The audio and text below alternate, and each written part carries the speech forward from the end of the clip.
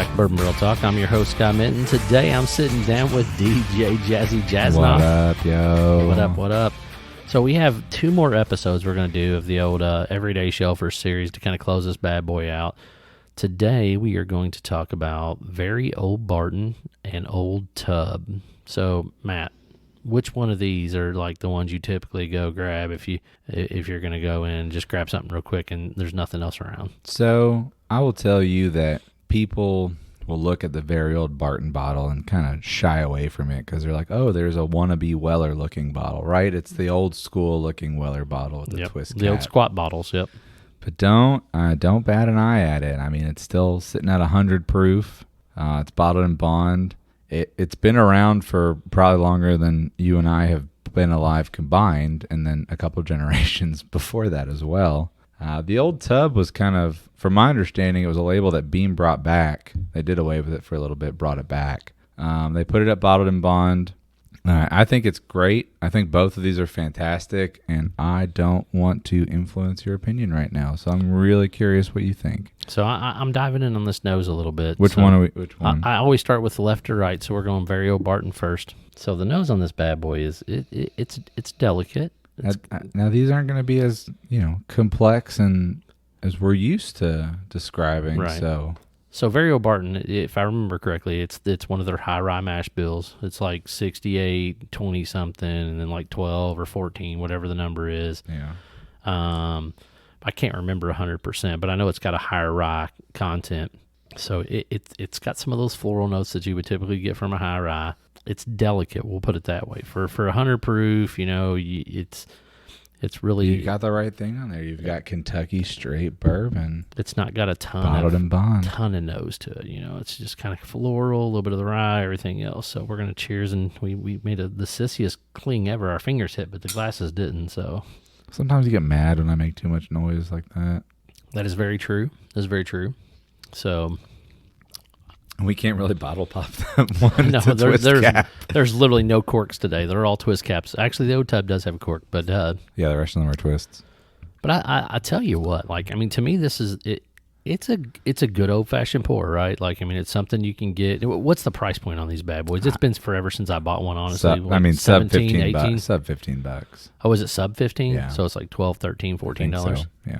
So, for that, listen. I think when I bought that funnel, it was sub $15. Maybe they're not sub 15 anymore. So, it's one of those things that I always laugh about because, it's a good, solid pour, right? There's nothing wrong with very old Barton. You get a little bit of caramel, you get a little bit of vanilla. I get a little bit of, tea, like sweet tea or like Earl Grey or one of those leafy. Man, you can't go from sweet tea to Earl Grey. That's like polar opposites. But it's tea. like a tea. It's like a leafy, it's got a little bit of that rye tea flavor. Okay. So, but the one thing that I guess because we're both high proof hookers, we like the strong stuff that the finish just always seems to lack a little bit in some of these as far as that goes. I tell you what, the rye bad. kind of gets you on the back a little bit. I don't mind it. A little spice back there. That little peppery finish is staying with me for a little bit. Yeah. It's definitely above the collarbone, though. It's not like your full Kentucky hug. It's kind of that. It's not supposed to. It's not supposed to be. I know it's 100 proof, blah, blah. Well, it's bourbon wasn't originally made to drink at barrel strength. It wasn't created so that way we could all just get blitzed on 140 proof bourbon. It was made to enjoy. I like 140 proof. We bourbon. all like 140 proof bourbon. You can do a lot of stuff with 140 proof bourbon. In a very short amount of time. So definitely a good solid pour. Nothing wrong with it. I have to do the drop of water. You know me. Oh yeah. So in order to do that, I'm gonna put a little drop. You do a little drop in yours, and listen, we've got some. I've got some 147 proof back there. If you want to get a little fancy. Listen, we can do that later. Maybe that's another episode. Right now, we're talking everyday shelfers. We to the next episode. We don't want to talk about madness and snobby. I was 500 simply saying of it because you enjoy it. I do. I love hazmat. All right. Well, so, what did she just shoot a cap of water? Yeah. Did you forget which cup had the liquor in it? No. How much have you drank already before I got here? What's wrong with you? Working home every day. Give me some slack. Yeah. So you said the family left town for a couple of days. Yeah. So what do you think freedom's going to be like? I'm parking it right there. He said couch, Overwatch. Oh yeah, that TV is Overwatch. That TV is whatever else is on. And So speaking of Overwatch, have you started playing in the new GameNet system where you can cross platforms? Yeah, I forgot the original name that I made. God, it is so awful. Like, No, it's great. I love it. I know, but I was like, you know me, I'm technologically like challenged, so like it took me like forever to remember my original login ID and password for BattleNet and all that. You had to log back in? Yeah, I had to log back in. No, I was already logged back. Oh no, I had to log back in. It was a nightmare. I play on BattleNet, so but I played on my PC on BattleNet, and I'll play on the Xbox too. Gotcha. So do you play Overwatch on your PC? I used to. Oh, I didn't know that. And I have like Diablo and StarCraft on the Xbox as well, so I'm already logged in to BattleNet and Hearthstone. So what do you think about with the water? Everyone's judging me right now. That's all right. That's all right. Listen, I just told him I was a nerd too, and I played Overwatch. I mean, yeah, but Overwatch is a great game. Man, that totally mellows out that rye, which I always say that. I feel like the water will always mellow out the rye I feel the opposite. So, I feel like you get more of the pepper that comes through when you water. No, up front. So, all right, well, this is why bourbon's created, for difference of opinions. So, when I personally add water to it, right, it dilutes your up front, but it emphasizes that back end peppery notes, your rye spices, almost your tea leaf spice. So that's where I was saying. Like kind of comes through on the end, but it's gone up front. It's just nice and smooth up front, and you get it in the back. And I always will say that a drop of water will do that. Yeah, but it's just weird how the pepper comes out, especially on the finish, like that Kentucky hug type thing. Always, when you add water, it comes out. Now, when we do our hazmat episode, we're going to find out. That's right. Newsflash to Scott. We're going to do a hazmat episode. Hot damn. I'm in like Flynn. We need to get Josh for that just because I just really want to just completely just blow his mind because, he does not like the high pro stuff like that. So I'll tell you, I've got 4 bottles of hazmat. There's a J. Mattingly pick that I did. It's a 13-year-old light whiskey at 141 proof. There is a bottle of what's called Obtainium light whiskey, which sits at 147. There's a GTS I have at 144.1. Oh, and yes, then baby. there is a surprise at the end for everybody. 144.1. That's 2016. Yep. 2016 GTS is like so good. So good. So good. So good. There's a song that goes to that. And then I'll leave a surprise for you guys at the end because it'll be good. Yeah. It'd be like those Dickel bottles we did. Sure. He said, yeah, sure, whatever. Yeah, whatever you say. All right, so I'm onto the old tub. I'm sniffing around. Got my nose deep in this one, sniffing it. We're on the old tub. Yeah, I tell you, man, this old tub is and I've only had old tub like 2 or 3 times. With all fairness, because it is a fairly new pour. There's a case sitting down. Oh God. So to me, like, just the nose just lacks something. Like there's not a whole lot there. There's not a lot of depth or, as far as that goes. Now you've got the schnoff, you've got the superpower. So, do you agree with me, or do you find this to be extremely flagrant? I mean, I get a little tobacco, but that's about it. So let me put it in perspective for you. Are there any really lower proof beam bottles that you've had that have a fantastic nose to it? And this just might be a trend that I've picked up on some of their lower proof stuff, but it doesn't. No, now that you mention it, yeah, Beam doesn't really have a whole lot of nose to on it. their lower proof stuff. Now when you got some of their higher proof stuff, right? It's all right, cool. Well, that's great. But it's funny. I never really thought of that way. Right. Yeah, because Knob Creek, the 120 is beautiful. Actually, not Knob Creek. I will say Knob Creek, regular 90 proof, it's got a good nose. Nothing wrong with it. It's got a little bit of caramel. I don't really have there's not a real great nose on it. Like, I don't sense a great nose. But it's not, I'm not saying great, but it has a nose. Like, whereas this, I don't feel like this really, it just really almost has nothing. All right. Close your eyes. We're going to test this theory real quick. Okay. Oh, God. Now we're going to test my theory here. Test, blah, blah, blah, da-da-da-da-da.